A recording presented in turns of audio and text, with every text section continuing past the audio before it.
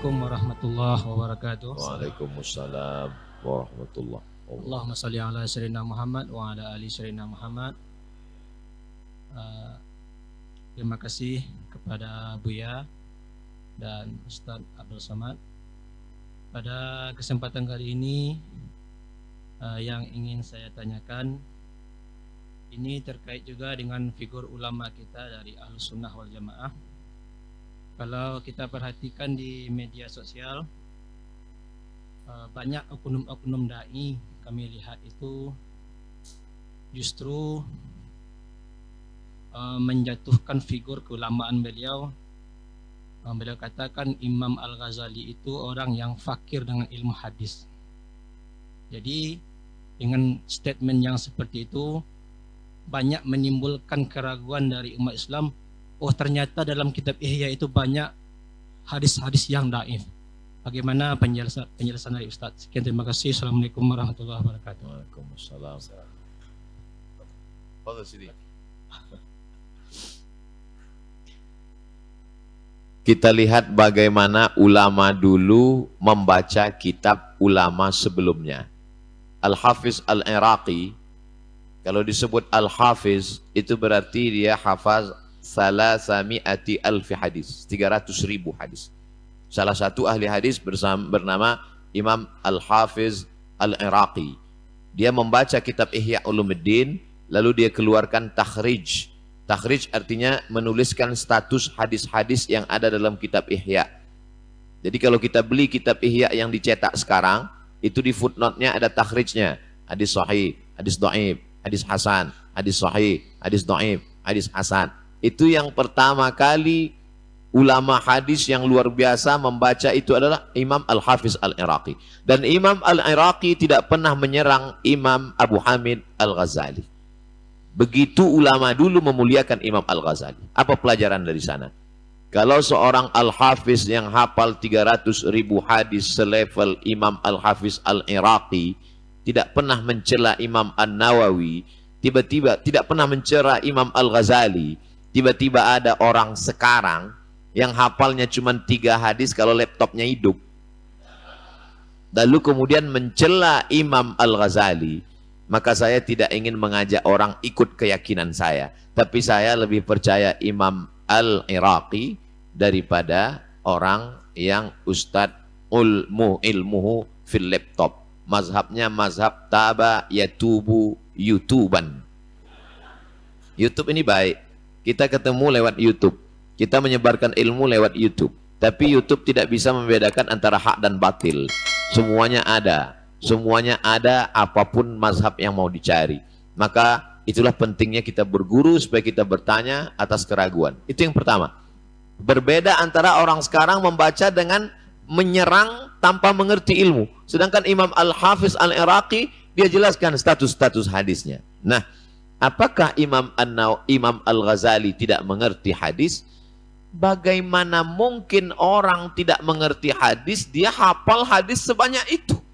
Coba baca kitab Ihya Ulumuddin itu. Berapa ribu hadis di dalam. Lalu kita bandingkan dengan orang yang mengatakan, itu Imam Al-Ghazali nggak ngerti hadis. Coba hitung hafalan dia dengan hafalan Imam Al-Ghazali. Kalau hafalan dia ternyata lebih minim daripada Al-Ghazali, balikkan omongannya. Kalau kamu katakan Imam Al-Ghazali nggak ngerti hadis, hafalannya sekian ribu, berarti kamu lebih nggak ngerti karena nggak ada hafal sama sekali. Logika berpikirnya demikian. Lalu kemudian, kenapa ada hadis-hadis dhaif dalam kitab Ihya Ulumuddin? Apa kata Imam Nawawi? Imam Nawawi lagi menjawab, ajma'al ulama ala jawazil amal bil hadis dhaif. Ulama ijma' boleh beramal dengan hadis dhaif. Makanya banyak sekarang orang mempermasalahkan, Allahumma barik lana fima razaqtana wa qina azabannar. Dhaif. Awaluhu rahmah, awsatuhu maghfirah, akhiruhu itqun minan nar. Dhaif. Allahumma lakasumtu wa bika amantu. Dhaif. Jamaahnya nggak ngaji. Kalau jamaahnya ngaji, ketika didhaifkan, ini dhaif. Emang dhaif? Emang masalah buat lo? Imam Nawawi mengatakan ijma' ulama. ucapan Imam Nawawi itu dijelaskan oleh Imam As-Suyuti dalam Tadribur Rawi Taqrib Nawawi bahwa boleh mengamalkan hadis dhaif kalau cukup 5 syarat.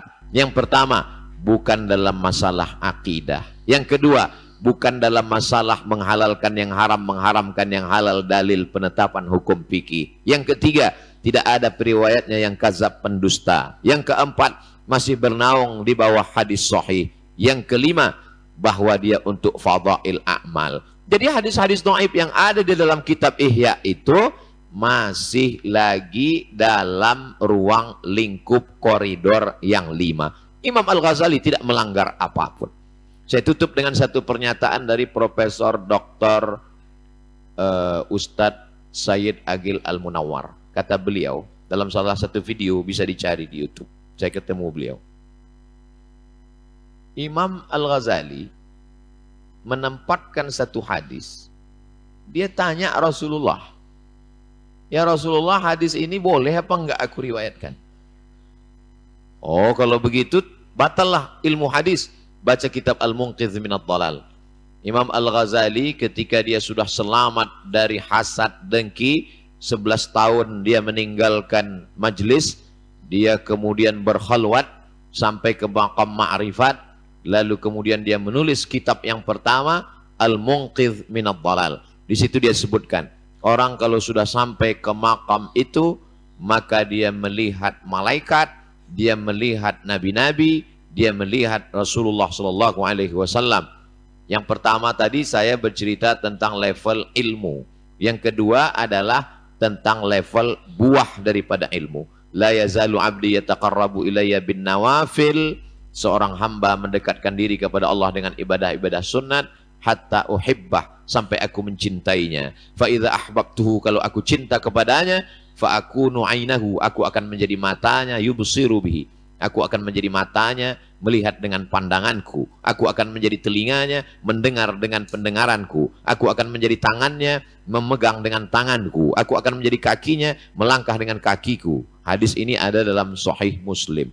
Jadi Imam Abu Hamid Al-Ghazali dijadikan sebagai satu di antara 3 tiang Ahlus Sunnah wal Jamaah, berakidah akidah Imam Abul Hasan Al-Ash'ari, berfikih mazhab, berpegang dengan fikih 4 diantaranya kita pegang salah satu, Imam Muhammad bin Idris Asy-Syafi'i, bertasawuf, tasawufnya Imam Junaid Al-Baghdadi yang disusun secara sistematis oleh imam setelahnya, itulah dia Imam Abu Hamid Al-Ghazali. Saya tutup dengan kalimat terakhir.